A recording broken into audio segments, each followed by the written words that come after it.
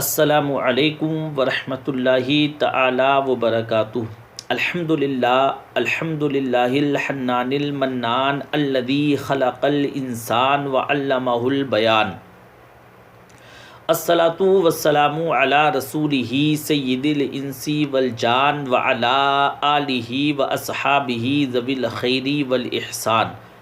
اما بعد فاعوذ باللہ من الشیطان الرجیم، بسم اللہ الرحمن الرحیم۔ آئیے حضرات، سب سے پہلے حضور علیہ الصلاۃ والتسلیم کی مقدس بارگاہ میں ہدیہ درود و سلام پیش فرما لیں اور پڑھیں۔ اللہ رب محمد صلی اللہ علیہ وسلم، نحن عباد محمد صلی اللہ علیہ وسلم، صلو علیہ صلاۃ و سلاما علیکا یا سیدی یا رسول اللہ صلی اللہ علیہ وسلم۔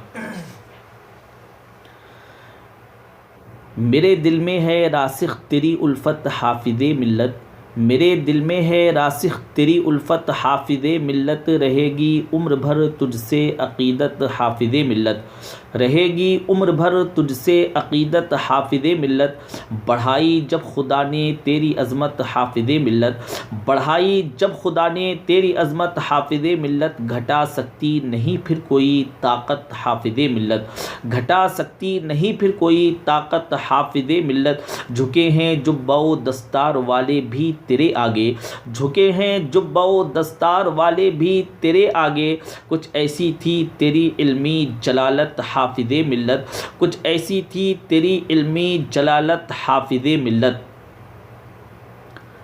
حضرات، ہمارے ہندوستان کے ایک بہت بڑے عظیم بزرگ جلالت العلم حافظ ملت حضرت علامہ عبدالعزیز محدث مراد آبادی رحمۃ اللہ علیہ، جن کو حافظ ملت کہا جاتا ہے، مبارک پور الجامعۃ الاشرفیہ کے بانی فاؤنڈر حضرات، ان کا یکم جمادی الاخری کو یوم وصال ہوا، اور سے مبارک یکم جمادی الاخری کو ہوا ہے، اور ان کی زندگی کے چند گوشے ہی اگر آپ نے مطالعہ کر لیے نا تو آپ کے اندر تحریک پیدا ہو جائے گی، کام کرنے کا جذبہ پیدا ہو جائے گا، خاص طور پر علماء کے لیے اور دین کا شغف رکھنے والوں کے لیے۔ میں تو ضرور کہوں گا کہ وہ حافظ ملت رحمۃ اللہ علیہ کی سوانح حیات کے چند گوشے ضرور پڑھ لیں۔ حیرت ہوگی آپ کو، انہوں نے ہندوستان میں اتنے شاگرد پیدا کیے، اتنے اسٹوڈنٹس پیدا کیے، اتنے کہ جتنے بھی پورے ہندوستان میں آپ گھوم لیں، علماء جتنے بھی آپ موجود ملیں گے، علماء جتنے بھی آج موجود ہیں، وہ بالواسطہ یا بلا واسطہ ان کے شاگرد ہی بنتے ہیں، حضور حافظ ملت کے شاگرد ہی بنتے ہیں، یا تو ان کے شاگردوں کے شاگرد ہوں گے، یا پھر کہیں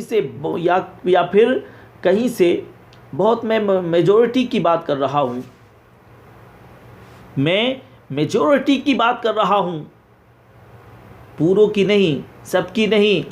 آج علماء کی بہت بڑی جماعت حافظ ملت رحمۃ اللہ علیہ کی تیار کی ہوئی ہے۔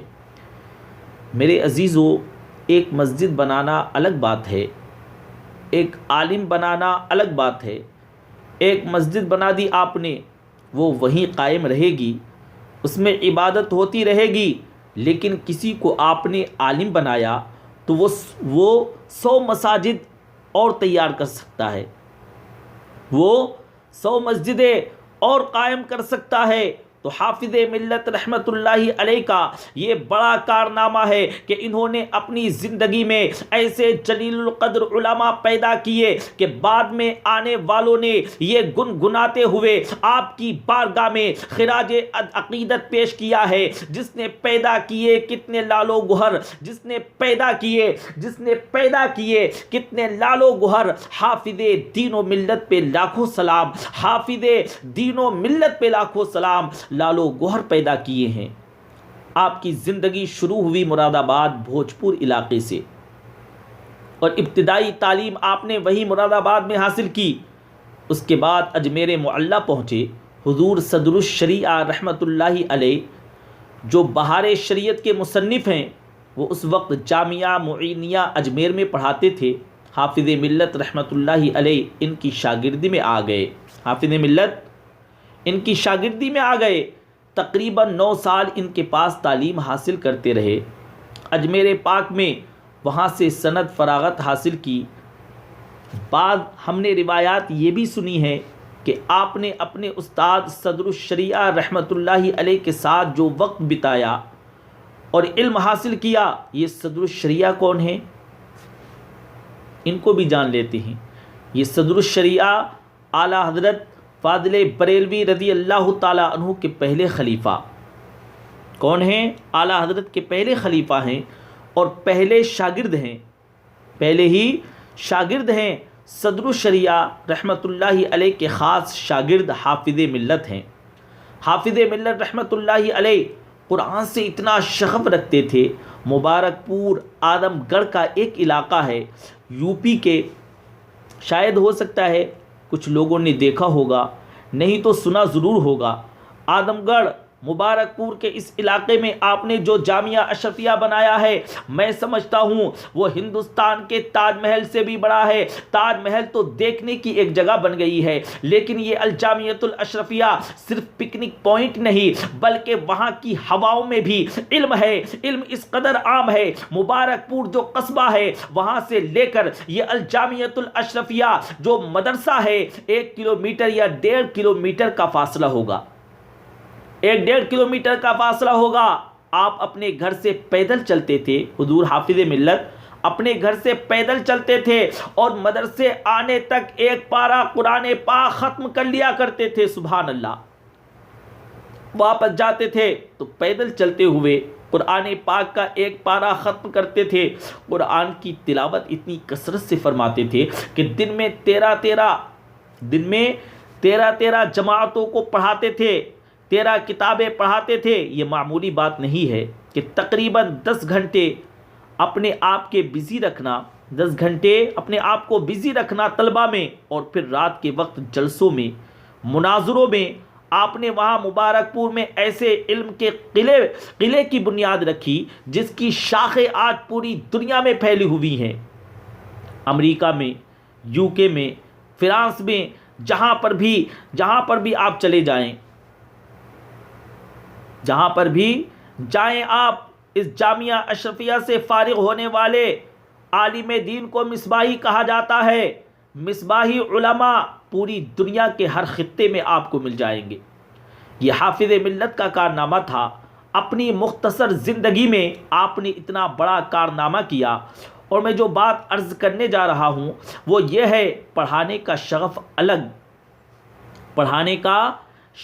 الگ، تقریریں الگ، تبلیغ الگ، یہ سب ہونے کے باوجود قرآن کریم کی تلاوت اس قدر کرتے تھے، اللہ اکبر۔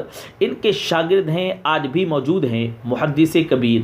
حافظ ملت کے شاگرد کون ہیں؟ محدث کبیر، آج بھی موجود ہیں، علامہ ضیاء المصطفیٰ صاحب قبلہ، جو اس وقت ہندوستان کے سب سے بڑے محدث ہیں۔ جس کو سب سے زیادہ حدیثیں یاد ہوں اس کو محدث کہتے ہیں، وہ حافظ ملت کے شاگرد ہیں۔ وہ خود فرماتے ہیں کہ میں نے اپنے استاد حافظ ملت سے یہ سنا کہ میرے والد نے اپنی زندگی میں 1 لاکھ ختم قرآن کیے تھے، اور میں چاہتا ہوں کہ اپنے والد کے برابر ختم قرآن کر لوں۔ اور ان کے شاگرد حضرت علامہ ضیاء المصطفیٰ صاحب فرماتے ہیں مجھے اندازہ ہے کہ حافظ ملت رحمت اللہ علیہ نے 1 لاکھ سے بھی زیادہ ختم قرآن کر لیے، سبحان اللہ، 1 لاکھ سے بھی زیادہ ختم قرآن کر لیے ہوں گے۔ قرآن کی تلاوت میں آپ اس قدر مشغول رہتے تھے کہ 2 کتابیں پڑھانے کے بیچ میں اگر 5 منٹ یا 7 منٹ وقفہ مل جائے، اس وقت بھی آپ قرآن کی تلاوت میں لگ جاتے تھے، سبحان اللہ۔ جس نے اپنی زندگی کا ایک لمحہ اللہ اس کے رسول صلی اللہ علیہ وآلہ وسلم کے لیے وقف کر دیا ہو، سبحان اللہ، اس کی شان کیا ہوگی۔ زندگی کا ایک لمحہ بھی ضائع نہیں کیا۔ 84 سال کی عمر ہو رہی تھی آپ کی انتقال کے وقت، 84 ایئرس۔ اس وقت آپ فرماتے ہیں جب سے میں بالغ ہوا، فرماتے ہیں جب سے میں بالغ ہوا اس وقت سے لے کر آج تک میری تہجد قضا نہیں ہوئی۔ سبحان اللہ۔ یہ وہ علماء اسلام ہیں جن کو اللہ تبارک و تعالیٰ نے اپنی سرزمین پر اپنے نبی پاک صلی اللہ علیہ وآلہ وسلم کا وارث، جانشین اور نائب بنا دیا، اور انہوں نے نیابت کا حق ادا کیا ہے۔